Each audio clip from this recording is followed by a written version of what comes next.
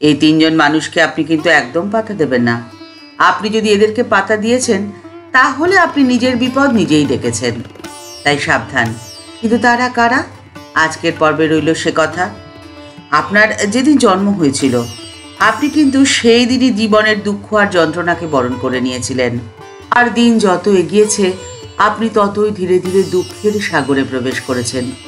দুঃখের ঢেউ একটার পর একটা আপনার উপরে আছড়ে পড়েছে। জীবনে আমরা 3 রকমভাবে দুঃখ পাই। প্রথম, আমাদের শারীরিক সমস্যা। আপনার শরীর আছে, তার অর্থই হলো সেই শরীরের ব্যাধি, জরা, মৃত্যু আছে। আর প্রাকৃতিক নিয়মেই তা আপনার কাছে আসবেই, এর থেকে মুক্তির উপায় নেই।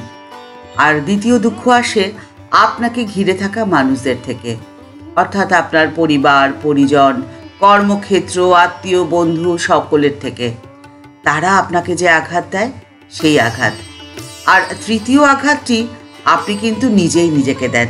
প্রথম 2 আঘাতে আপনার মানসিক প্রতিক্রিয়া কি হচ্ছে তার উপরে নির্ভর করছে আপনার নিজেকে দেওয়া দুঃখের তীব্রতা। আপনি যদি সেই আঘাতকে খুব সহজভাবে বরণ করে নিতে পারেন তাহলে আপনি কিন্তু ভালো থাকবেন, সুখী থাকবেন। কিন্তু প্রথম 2 আঘাতকে আপনি যদি সহ্য না করতে পারেন তখনই হবে মহা বিপদ। শ্রীমা সারদা দেবী বলেছিলেন যে ভগবান লাভ করলে কি আর হয়? দুটো কি শিং বেরোয়? শিং তো বেরোয় না। আপনার জীবনের দুঃখের মাত্রাটা কমে যায়, অর্থাৎ আপনি এই 2টি আঘাতকে খুব সহজে বরণ করে নিতে পারেন। আর সেই জন্য এই 3 জনকে মোটেই পাত্তা দিতে নেই। প্রথম, জীবনে যখন খারাপ সময় আসবে, দুর্যোগ আসবে, বিফলতা আসবে, তখন তাদেরকে আপনি তুড়ি মেরে উড়িয়ে দিন। আপনি আধ্যাত্মিক পথে নিজেকে পরিচালিত করুন। এবার বলতেই পারেন যে আধ্যাত্ম আমাদের কি দিতে পারে? আমাদের কি দুবেলার অন্ন জোগাড় করে দিতে পারে? না, তা পারে না। আধ্যাত্ম আমাদের মনকে পরিবর্তিত করে দিতে পারে। জীবনের শত সহস্র যন্ত্রণার মাঝেও আপনাকে আনন্দে থাকার শক্তি দিতে পারে আধ্যাত্ম।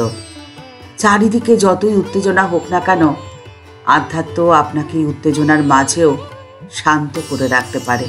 মানসিক শান্তি লাভ জীবনের পরম প্রাপ্তি। মন যখন শান্ত তখন কুঁড়ে ঘরও আপনার কাছে রাজপ্রাসাদ বলে মনে হবে। আর মন যখন অশান্ত তখন রাজপ্রাসাদও মনে হবে জেলখানা। দ্বিতীয়, নেগেটিভ যা কিছু তাদেরকে কিন্তু আপনি একদম পাত্তা দেবেন না। পারবো না, ভালো না, হবে না ইত্যাদি ইত্যাদি ভাবনাগুলোকে আপনি আপনার ত্রিসীমানায় ঢুকতে দেবেন না। এবং যেসব মানুষেরা এহানো নাকে খুব ফলাও করে বলতে পছন্দ করে তাদের থেকেও নিজেকে শত হাত দূরে সরিয়ে রাখুন। নাকে প্রাধান্য দেওয়ার অর্থই হলো আপনার মনের ময়লাকে মনের কোণে সযত্নে লালন পালন করা। এক প্রতিবেশী ঠাকুর শ্রীরামকৃষ্ণকে প্রশ্ন করছেন, আচ্ছা মহাশয়, সংসারে থেকে কি ভগবানকে পাওয়া সম্ভব? উত্তরে ঠাকুর তাকে বললেন, নিশ্চয়ই পাওয়া যায়, তবে ওই যা বললুম, সাধু সঙ্গ সবসময় প্রয়োজন, প্রার্থনা করতে হয়, আর মনের ময়লাগুলো ধুয়ে মুছে পরিষ্কার করে নিতে হয়।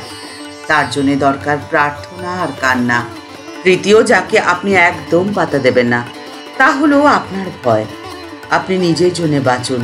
কে কি বলল, কে কি ভাবলো, কে কি বুঝলো, এইসব ভাবনাকে জীবন থেকে সম্পূর্ণ মুছে ফেলুন।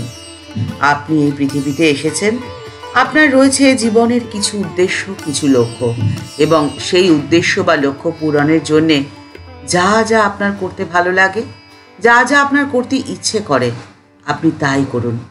তবে অবশ্যই সৎকর্ম বা ভালো চিন্তা। অসৎ চিন্তা বা অসৎ কর্মের ফল কিন্তু ভুগতেই হবে। একবার এক প্রতিবেশী ঠাকুরকে প্রশ্ন করছেন, আচ্ছা, পাপ করলে তার ফল কি আমাদের ভুগতে হয়? ঠাকুর উত্তরে বললেন, যদি তুমি লঙ্কা খাও তোমার ঝাল লাগবে না গো? লঙ্কা খেলে ঝাল তো লাগবেই। সেজবাবু বয়সকালে অনেক রকম করেছিল বুঝলে, তাই মৃত্যুর সময় নানান রকমের অসুখ হলো। কম বয়সে তো এগুলো টের পাওয়া যায় না। কালীবাড়িতে ভোগ রাখবার অনেক সুন্দরী কাঠ থাকে। ভিজে কাঠ প্রথমটা বেশ জ্বলে যায়, তখন ভেতরে যে জল আছে তা টের পাওয়া যায় না। কাঠটা পোড়া শেষ হয়ে গেলে যত জল পেছনে ঠেলে আসে তখন ফ্যাঁচ ফ্যাঁচ করে উনুন নিভিয়ে দেয়। তাই কাম, ক্রোধ, লোভ এসব থেকে সাবধান হতে হয়। আর এই জন্যই তো বলি সবসময় সাধু সঙ্গ দরকার। সাধু সঙ্গ হলে কি উপকার হয় জানো? সৎ অসৎ বিচার হয়। সৎ হলো নিত্য পদার্থ অর্থাৎ ঈশ্বর, আর অসৎ অর্থাৎ অনিত্য। অসৎ পথে মন গেলেই বিচার করতে হয়। হাতি পরের কলা গাছ খেতে সুর বাড়ালে সেই সময় মাহুত তাকে ডাউস মারে, যাতে হাতি আর সেই কলা গাছ খেতে না পারে।